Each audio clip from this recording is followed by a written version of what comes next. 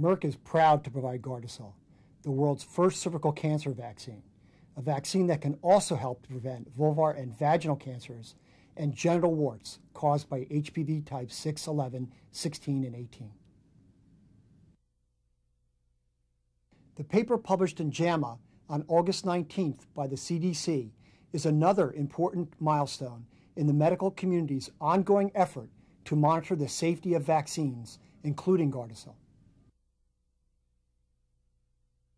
We are pleased that the study published by JAMA today further reinforces the safety profile of GARDASIL.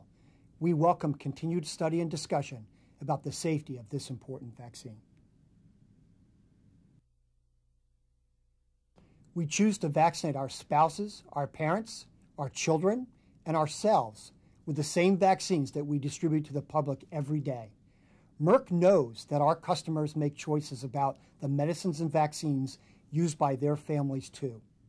That is why we remain committed to providing timely and comprehensive information about the safety and efficacy of our products.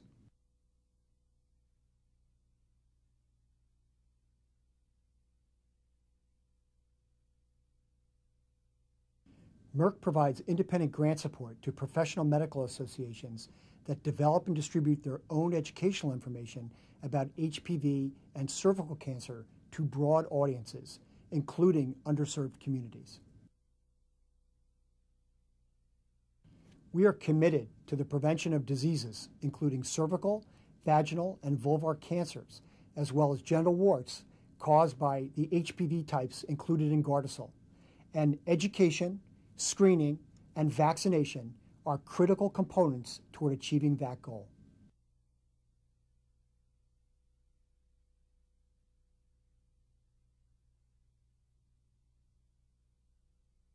We are disappointed that the editorial published by JAMA does not reflect the consensus of leading health organizations.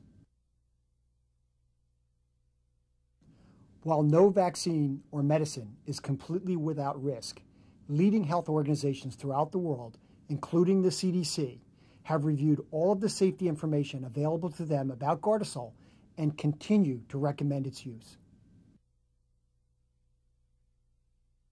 Nearly 500,000 women are diagnosed with cervical cancer each year around the world, and 50 years after the advent of Pap testing, an average of 30 American women are still diagnosed with cervical cancer each day. HPV types 16 and 18 cause approximately 70% of cervical cancer cases. Merck's goal, along with many leaders in the global healthcare community, is to help protect girls and young women from HPV diseases caused by the HPV types contained in GARDASIL. Vaccination, along with education and screening, can help to protect girls and young women from HPV diseases caused by the HPV types included in GARDASIL.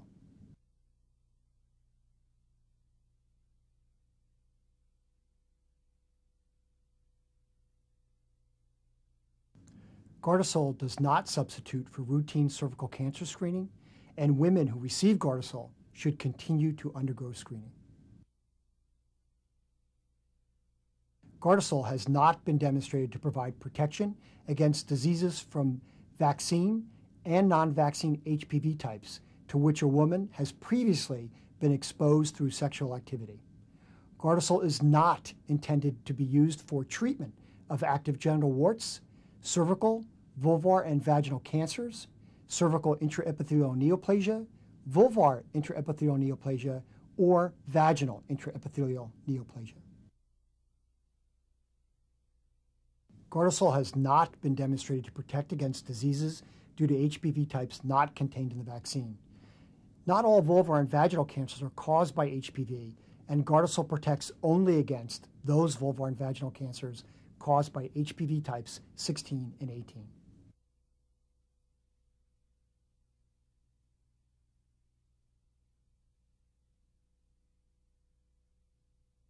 GARDASIL is contraindicated in individuals with hypersensitivity, including severe allergic reactions to yeast, or after a previous dose of GARDASIL.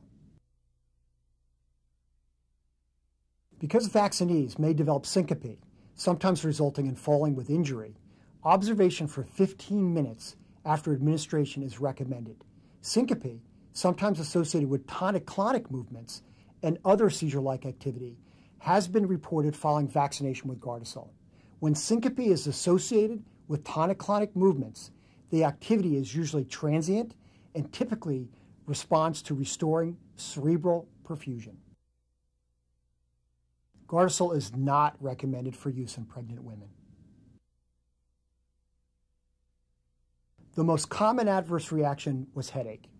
Common adverse reactions that were observed among recipients of Gardasil at a frequency of at least 1% and greater than placebo were fever, nausea, dizziness, and injection site pain, swelling, erythema, pruritus, and bruising.